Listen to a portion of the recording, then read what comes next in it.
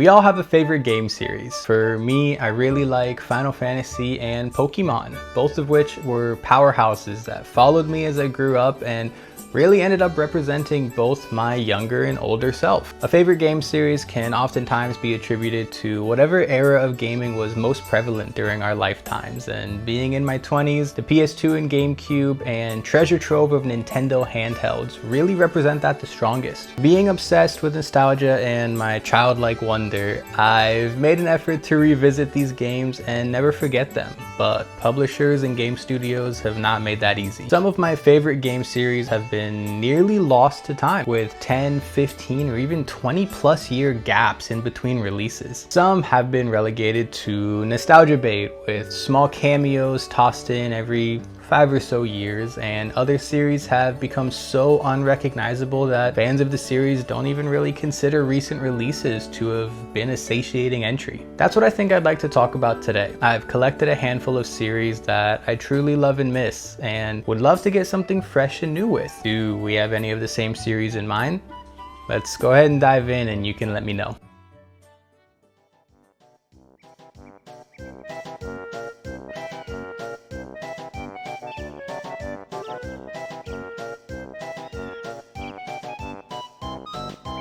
We have to start with one of my favorite platformers of all time, Banjo-Kazooie. Banjo-Kazooie dropped in 1998, right in the absolute peak of the Nintendo 64 era. It was developed by Rare and published by Nintendo, and Rare at that time really just could not miss. This is the same studio that gave us GoldenEye, the Donkey Kong Country series, and Perfect Dark. So at this point in time, they were on a completely generational run. And Banjo wasn't just another mascot platformer trying to copy the formula that Super Mario 64 invented. It perfected it. Selling over 3 million copies, it reviewed insanely well and became one of the highest rated N64 games ever. It felt polished in a way that a lot of games back then just weren't. The music from Grant Kirkhope is still stuck in people's head 25 plus years later. Every character had so much personality. Gruntilda rhyming at you every 5 seconds, Mumbo being an absolute icon that he is, and Kazooie just being kind of slightly mean for no reason.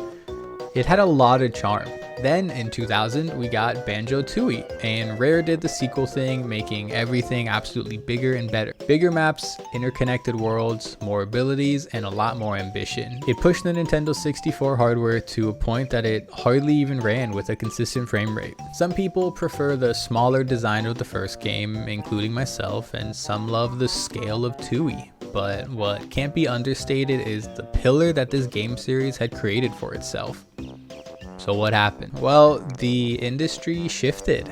Rare was acquired by Microsoft in 2002. The Nintendo partnership came to a screeching halt, and the mascot platforming era just kind of slowed to a crawl. By the time we finally saw Banjo again in Banjo-Kazooie Nuts and Bolts, it wasn't really the Banjo formula that people grew up with. Released 6 years after the acquisition in 2008, it leaned heavily into vehicle building and physics creativity instead of classic collectathon platforming. Fans had already had to wait nearly 3 times longer than the first gap for this game, and it didn't just flop, it completely landed on its ass. Now, I want to try to give credit where credit is due. The game was extremely ambitious. It just wasn't what fans had been waiting 8 years for. And I think for me, the worst part was the kind of tongue-in-cheek finger pointing at the old generation, with lines poking fun at traditional games and bending the knee to what gamers want now. If you're talking about traditional Banjo platforming, we haven't had one since 2000. Over 2 decades ago. And yet, when Banjo was revealed for Super Smash Bros. Ultimate, the reaction online was insane. I remember buying the amiibo the second I could, and even though I completely suck at playing them, I still love the novelty that I can play as them in a Smash Brothers game. I feel like this alone really proves that the love for these characters really never went anywhere. Fans have also even worked on a totally self-made PC port of the game called Banjo-Kazooie Recompiled that kind of broke the internet a few weeks back. On top of all this, Xbox is seemingly shooting themselves in the foot almost as often as they can. fans are showing that they just won't quit on this series. I'd say this is more than the perfect time for another Banjo-Kazooie game to grace us with its presence. Maybe on the Switch too.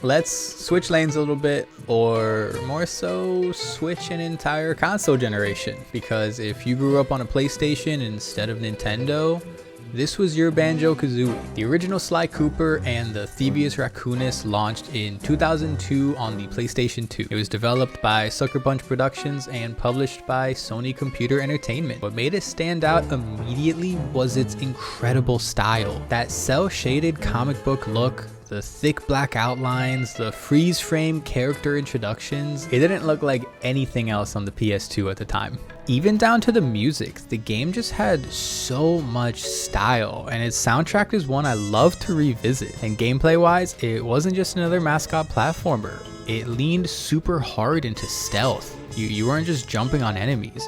You were sneaking across rooftops and pickpocketing guards and pulling off heists with an actual crew. It had a rhythm to it that hasn't been replicated well ever since. In 2004, we got Sly 2 Band of Thieves, and you can tell this is where the series really stepped its game up. Open-ended hub worlds, multiple playable characters, and full-on heist planning. It reviewed incredibly well and is still considered by a lot of fans to be the best in the trilogy. This is the one that I first played, and I remember picking it up on the cover art alone. I was so sold. I played this game religiously. A year later, in 2005, Sly 3 Honor Among Thieves dropped and wrapped up the PS2 run. That's 3 mainline games in 3 years. That kind of momentum is completely unimaginable nowadays. By that point, Sly had solid sales, strong critical reception, and a super loyal fan base. It wasn't just some niche series, it was one of Sony's defining PS2 era franchises. So again, I asked, what the hell happened? Essentially, Sucker Punch kind of moved on, creating games they thought would sway the new generation of edgy, hardcore gamers during the Xbox 360 and PS3 era. They would go on to make games like Infamous and Ghost of Tsushima, which is huge, so from a studio perspective, they kind of evolved and changed course. Sly did eventually come back in 2013 with Sly Cooper Thieves in Time. It reviewed decently.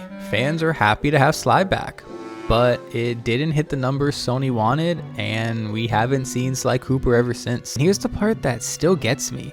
Thieves in Time ended on a cliffhanger in 2013. So now we've gone over a decade with no new Sly Cooper game, no sequel to resolve that ending, no reboot, just rumors, a canceled animated movie project, and occasional nostalgic posts on Twitter. I find this one so crazy because Sly had an identity. It had gameplay that was different and characters that really bounced off each other in fun ways. It wasn't just another generic platformer. It was genuinely so cool. Sly was a guaranteed part of your rotation. He was on that memory card right next to Ratchet and Clank or Jak and Daxter. And then one day, the heist just stopped. And they haven't been back ever since.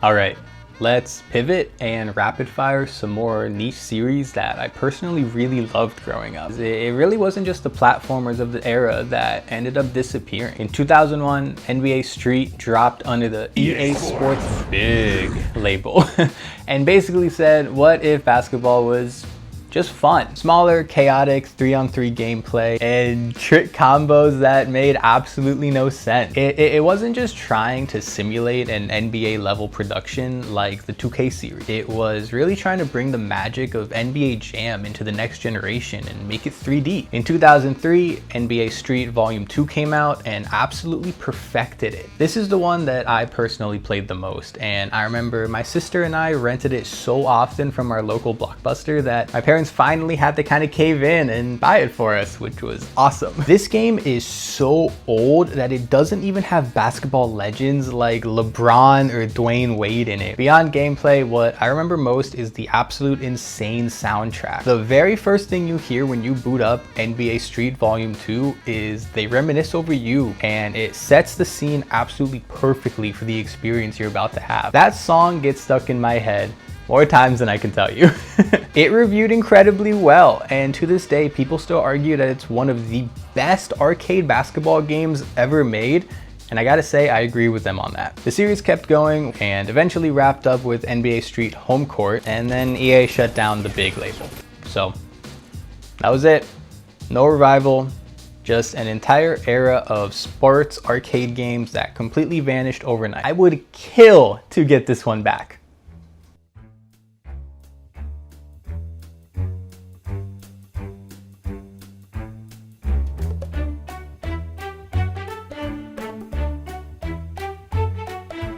Remember when Disney got a little dark and decided to get a little weird with their video games? In 2010, Epic Mickey released on the Wii, developed by Junction Point Studios and directed by Warren Spector, who's the same guy behind the Deus Ex games. This wasn't just Mickey in a platforming game, this was Mickey Mouse trapped in a desolate wasteland, a world made up of forgotten Disney characters and abandoned concepts. Oswald the Rabbit was a major character, and the game had deep cuts of Disney lore, full of once loved but truly forgotten characters. The core mechanic was unbelievably unique, utilizing paint and thinner to both restore, erase, and transform the worlds around you for traversal and combat. It was kind of like giving you a morality choice in a Mickey Mouse game. Do you use paint thinner to kill an enemy, or do you use normal paint to try to restore them and make them kind again? It sold over 1 million copies in its first month, moved several million overall, and proved there was an audience for a darker, more experimental Disney title. It obviously was not perfect. Some criticism was aimed at the camera and platforming controls, but the ambition really was there. Then in 2012, Epic Mickey The Power of Two released on multiple platforms and added co-op with Oswald.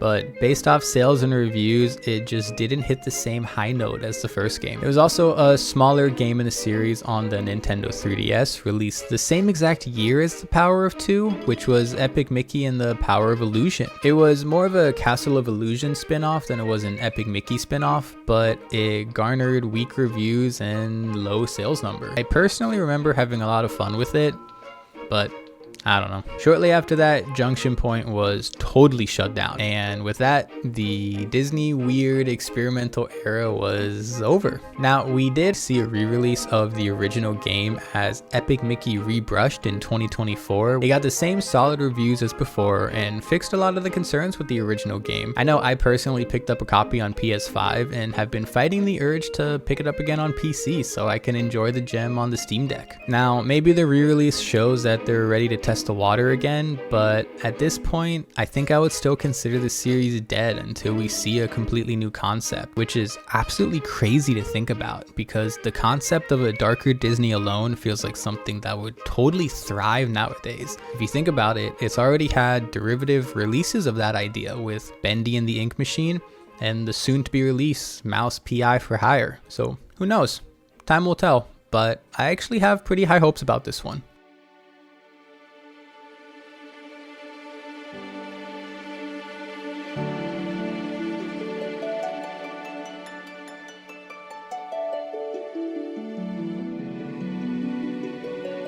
To wrap things up today, we have a big one. Let's talk Dissidia Final Fantasy, because if you were into Final Fantasy on the PSP back in the day, this was the crossover that broke the gaming world before Super Smash Bros. Ultimate eventually came and shattered. The series kicked off in 2008 with Dissidia Final Fantasy on the PSP, and it was absolutely wild. Instead of your usual JRPG, this was a 3D arena fighter where heroes and villains from across the Final Fantasy history all clashed in stylish fights that rivaled huge production media. You had characters like Cloud, Terra, Squall, and Sephiroth all fighting each other on their respective stages with all of their original OSTs present. And despite the smaller screen, it somehow felt completely out of this world. Final Fantasy fans loved it. It had bravery and HP attacks. It had a true story that, while not the most complicated in the series, gave us a chance to see these characters interact with each other and act in completely new ways. I'll never forget stumbling on this game by complete accident when trying out some PSP emulation on the Steam Deck, not even realizing how many hours had passed since I said I was just doing some short testing. Eventually, when I finally tracked down a PSP of my own, it was the first game I bought for it, and one that's been incredible to go back and experience, even in the big 2026. But the first Dissidia was not the one that I played the most. In 2011, Dissidia Duodecim Final Fantasy arrived as both a prequel and an expansion of the original. It's widely regarded as one of the best PSP games ever made. Fans still say it's the peak of the series. Even small additions like Lightning as a playable character, a true overworld to traverse, and a plethora of new music and stages made it feel like the ultimate PSP experience. Unfortunately, this is where things get a bit messy. Fast forward a few years and Square Enix tried to bring Dissidia back into the spotlight with Dissidia Final Fantasy NT, a 3v3 arena fighter developed with Team Ninja, originally an arcade game in Japan, and then eventually landed on the PS4 and PC in 2018. This should have been the magnum opus of Dissidia, but boy oh boy did they mess things up. Instead of bringing these insane huge battles and big maps and iconic characters to a bigger screen and more powerful hardware with love and care, they released a game that was a complete mess. With a Metacritic score around 67, it was praised for character roster and visuals, but knocked the story, offline content, and matchmaking. Fans were even harsher with it. The online experience was rough, and single player felt completely tacked on. Many longtime players just didn't feel like it captured what made the original PSP games so special. They switched to a 3v3 arena battle instead of the classic 1v1 PSP formula. They killed any semblance of a story, and they made the game borderline online only. Sales reflected that, which were strong at first, but eventually fell flat. They kept supporting it with DLC and updates for a few years, but eventually development just wound down until it stopped. NT isn't bad. I've personally had fun with it and even bought it again recently just so I could play it on another system, but it is not what Dissidia fans really wanted. It's just a mindless fighting game, and that's not what the originals was. Then there's a whole other side of the series that isn't fighting games. It's mobile games. Oh boy. In 2017, Dissidia Final Fantasy Opera Omnia launched on iOS and Android, and it played more like a traditional Final Fantasy RPG with characters forming parties in turn-based combat. It ran for years, accumulated millions of downloads, and had a character roster that was absolutely crazy, but it wasn't a fighting game in the traditional Dissidia sense. Recently, it's shut down in 2024, which kind of closed that chapter entirely. Currently, as of early 2026, Square Enix has officially announced Dissidia Duellum Final Fantasy, which is a brand new entry, but again, it's only coming to iOS and Android. It's described as a free-to-play 3v3 team boss battle arena game, basically giving the series another spin, but still not returning to the classic 3D PSP fighting formula. What's crazy is that even after all these versions, a true successor to the classic PSP fighting game, the one people actually remember and want, still hasn't happened. Ideally, we would want old mechanics, a deep single player campaign, and cinematic fights, but every time there's a new Dissidia announcement, it ends up being gacha mobile game slop. And honestly, I think that's exactly why the PSP games are still held in such a high regard, because Dissidia wasn't a Smash Bros. Clone with Final Fantasy characters tacked onto it. It was a Final Fantasy fighting game done perfectly, and done perfectly on the first try.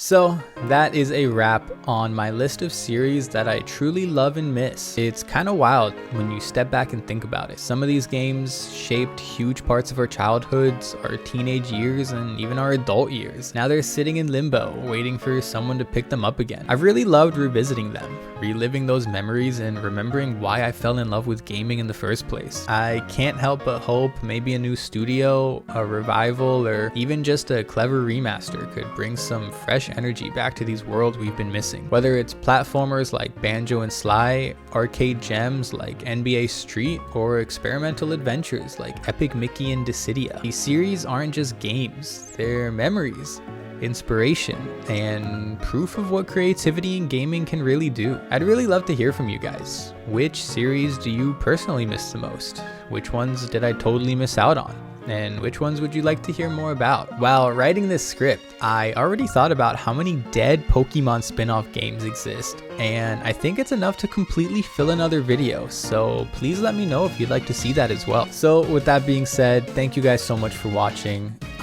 Before I go, I wanted to just say thank you so much from the bottom of my heart for all of the attention and love that you gave my last video, the 3DS video. Currently sitting at about 8,000 views, which is out of this world. I literally didn't expect it to crack more than 50 views, and the love you guys showed it really means a lot to me. It's brought me so much happiness. So again, thank you.